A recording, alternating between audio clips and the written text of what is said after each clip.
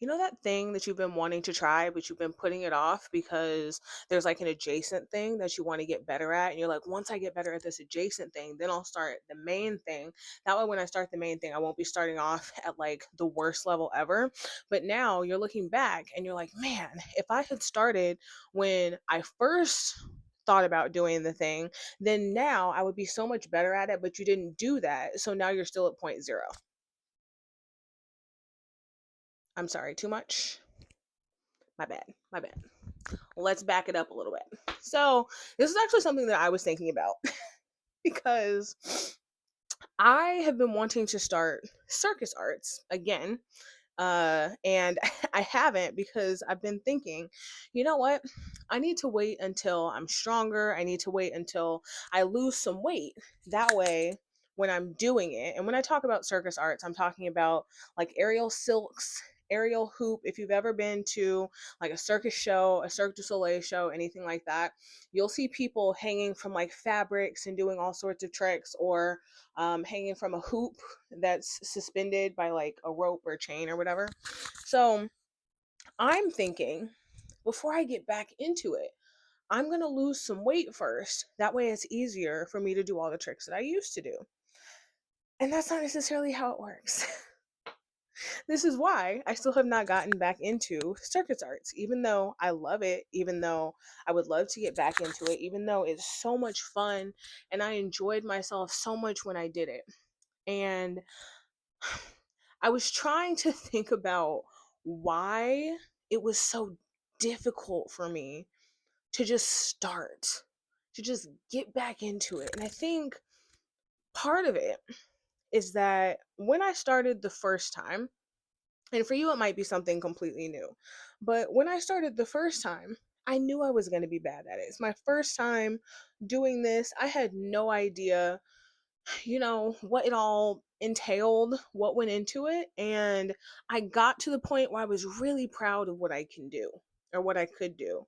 And now, thinking about having to do that again, starting from point zero again, it's like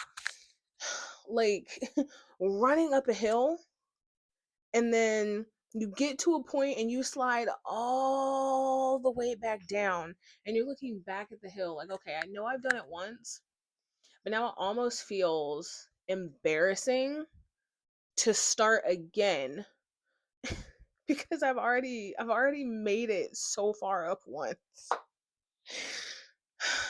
And I think this is an ego thing that a lot of us need to overcome, because there's a certain level of like protection of our ego that keeps us from making progress because we're afraid, especially if you've already done something once and you have to now start from the beginning and people already know that you were pretty decent at whatever it was. Like, I was watching a video. I'm so sorry. I'm not going back to figure out which video it was. But it was this entrepreneur who built this like seven-figure business. And she was talking about how she lost all of it, all of it, and had to start over. Like, can you imagine the magnitude of that? Of people knowing, like, that being a part of your brand, a part of you as a person. That's what your friends know you as. That's what your family knows you as. That's what your clients and customers know you as. And now you're back online admitting that, yeah, I got to start over. I made some mistakes. I got to start over. But like, as frustrating as that would be, as scary as that would be, and scary in terms of you don't know how it's going to turn out, but also scary because, again, your ego can be a very fragile thing. And having to start something over is scary, like, I don't want to say on like a heart level, but on like an emotional level, on like a psychological level. That's scary. And I feel like, I don't know, there are kind of two parts of this, right? Because there's the part for me, which I find most difficult, is restarting things. especially if I've gotten to a certain point of proficiency. But there's also another side of it where you want to try something new. Okay? For instance, if assuming you were someone who hasn't done circus arts before and you don't want to start because you're like, this is something serious. If I look dumb on this, I'm going to look really dumb. And you're not wrong. I looked really dumb for the first few months of doing it. But that's the whole thing, right? It's like there's some idealized version of ourselves, and this is kind of what I was working through. It's like there's some idealized version of ourselves that we're trying to protect by not doing the thing that we know we're probably not going to be great at. Like there is some fantasy version of Alexis that never stopped aerial silks, that never stopped working out, that never went through all the trials that she went through, and is now an amazing circus artist that is now, flipping through the air and swinging and doing all sorts of beautiful things. She's still super flexible, she's still super strong, like, and I feel like there's a part of that where I'm almost protecting that version of myself, because if I never start, then how do I know that I suck at it? The reasoning is very flawed. I get it. But this is the point that a lot of us are in, right? Like, I'll start when I do XYZ. I think about, talk about it a lot, but I think about this YouTube channel. I'll start when I get better at public speaking. I'll talk about it, or I'll start it when I get better on camera. I'll start when I feel better looking at myself on camera. I'll get better.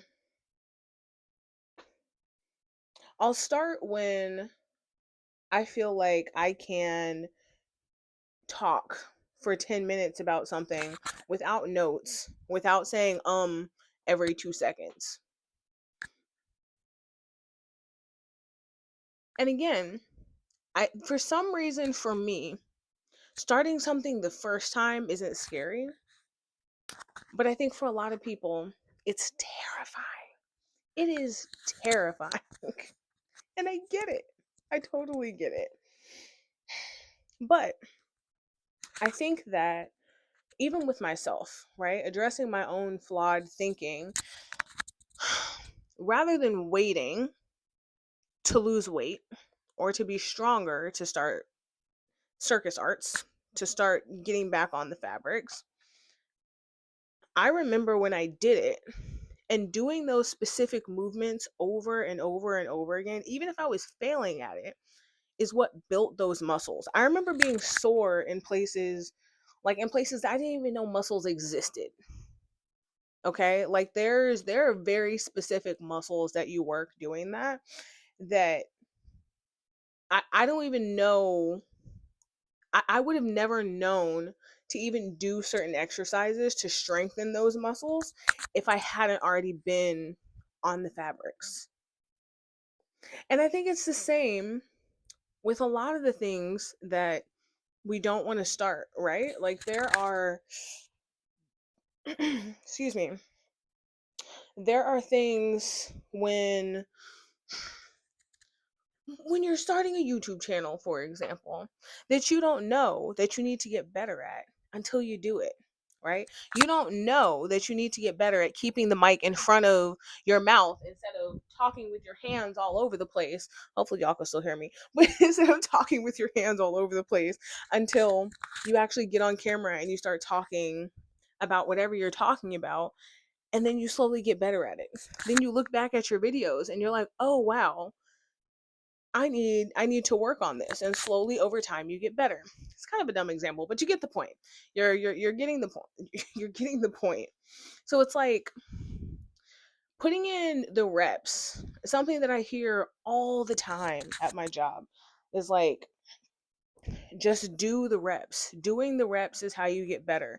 It's nerve-wracking, it's anxiety inducing, but doing the reps truly makes you better. And usually people talk about it in terms of, at least for me, when you're doing cold calls, you can practice and practice and practice and practice and practice with your team, but until you actually start calling strangers and starting conversations, you're never going to get good at it. You can only get so good practicing. You have to do the thing and do it badly, right? Imagine how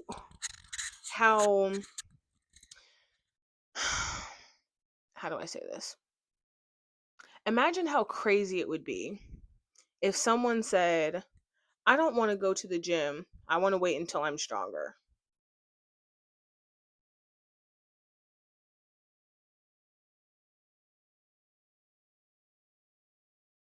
Does that not sound absolutely absurd? It should, because it is. And I was thinking about that example specifically because there's this channel on YouTube, and I think the at is Journey with Sal. Um and it's this guy. He started at like 700 plus pounds, and now he's almost to 500. It's like 520 or something like that. And he posts regularly about his workouts and what he's eating and his weigh-ins and just daily life. His one of his most recent posts were on like him getting a retwist for his locks and doing like a self-care day. And I think like it could be so easy for someone like himself to say, I'll start I'll start swimming once I lose weight. I'll start uh working out. I'll start lifting at the gym once I lose weight. But I think it's a really beautiful thing that we have his whole journey. Like you have no idea. I'm going off on a little bit of a tangent here, but you have no idea how encouraging it is and how excited I get for this like random internet stranger who's just posting like his daily life and his journey. And even the comment section, I've heard that like the comment sections on some of the other apps are less forgiving, but the comments here on YouTube are so encouraging. They're so encouraging. They're always talking about like, man, like you can actually see how much weight you've lost every time he weighs in. Of course, most people know that like weight loss isn't linear, right? So there are weeks when he weighs in and he's gained 5 pounds, and there are weeks when he weighs in and he's lost 3, 4, 5, 6 pounds. And him sharing all of that, there are so many people in his comments that are like, it's okay, you got this, you've been working hard. Like, it's so inspiring seeing you, and it is. um he seems like such a great person. And again, I just, getting kind of back on topic here, I think about how different it would be if he decided not to start. And granted, he talked about some of his health issues. He had like heart issues and um pain and whatnot from him being overweight and not eating well and that sort of thing. But man, just imagine if he was just like, oh, I'll get there. And he did do that for a while, which is partly how he got himself in that situation, right? But now look at where he is. Still has a ways to go, but if he had waited 2 years, year and a half, 2 years, I don't know how long it's taken. I think it's taken him 2 years to lose like almost 200 pounds. Anyway, I just, I feel like there's so much ego that blocks us from getting better at something because, like I said, doing the reps builds your readiness for the thing. So, as another analogy, I am not going to start reading uh, nonfiction until my vocabulary improves. Reading is how you improve your vocabulary. And I think there's so much of life that gets put on hold because we're waiting for the perfect time. We're waiting to reach a certain level before we start. And this is something that I'm working on as well. It's like kind of a video for myself. This is one of those I'm walking myself through it. And not just with the circus arts. There are a few areas of my life where I'm like, I should just start. And I figure if this is something I need to hear, it's probably something that somebody else needs to hear as well. So, in closing, probably better to start before you feel like you're ready. And I also think there are ways to start that don't necessarily involve jumping all the way in, right? You don't have to start reading college level textbooks to start reading. You can start something a little simpler and build up to things, right? But there's also like, there's a version of yourself that's waiting on the other side of whatever you're waiting on. Like, if you just stopped waiting, there's a version of yourself that you are actively working toward, and you are not moving any closer to this version of yourself sitting here procrastinating. What's the other word? Like productive procrastination, which is just like planning and planning and planning and planning and planning and never actually doing anything with the plans.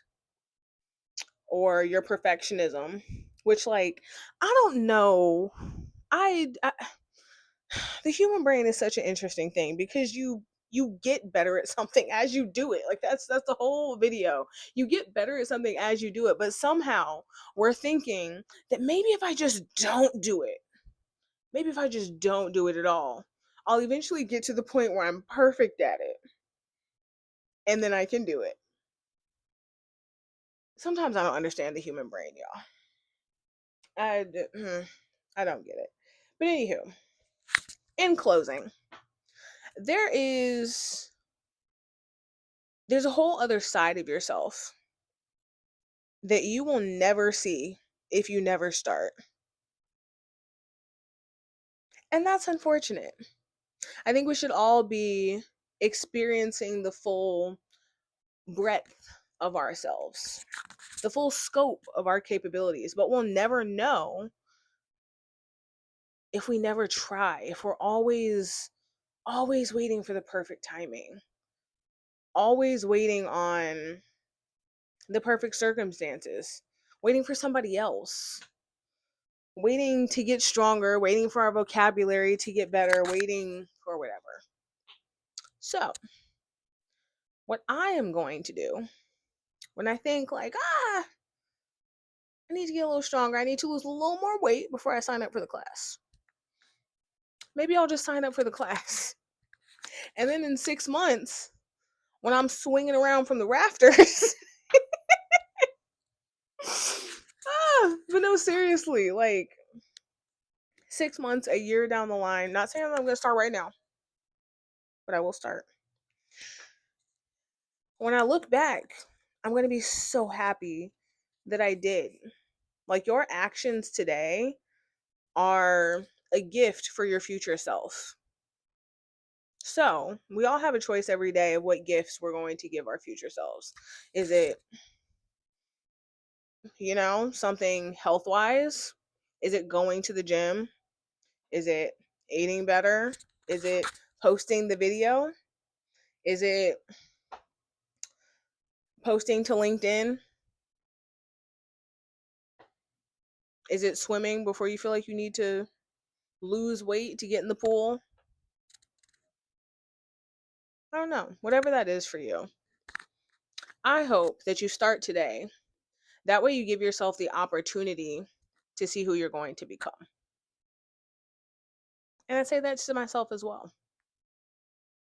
So that's all. Something to think about today. All right, y'all. I'll see you tomorrow. Oh, wait, my outro. If you don't know, my name is Alexis, and I post here on YouTube every single day. Check my track record. I think today is 45. So, if this was interesting to you, please feel free to hit the subscribe button. I'm gonna leave Sal's channel in the description. I think he's super inspiring. I love watching his videos. He's very entertaining. He seems like he just has the best mood ever, like the best attitude, the best mentality around like weight loss and challenge and pushing yourself. But he also shows that he's imperfect. So you didn't ask for a channel recommendation, but I'm just saying I've been binging his content. So yeah, that's all. I'll see y'all tomorrow. Bye.